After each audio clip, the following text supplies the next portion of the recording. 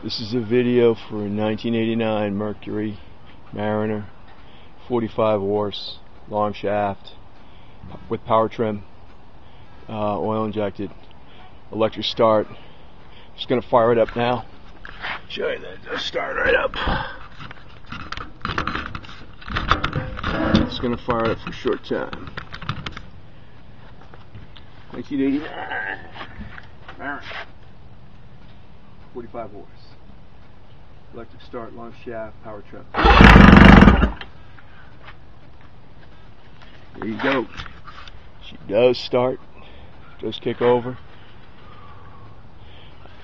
Engine was fogged, got a lot of smoke there, but the engine does run. Power trim works, good run. It also measures out to be about 135 PSI in each cylinder. So that's 135 pounds per cylinder. Thanks for viewing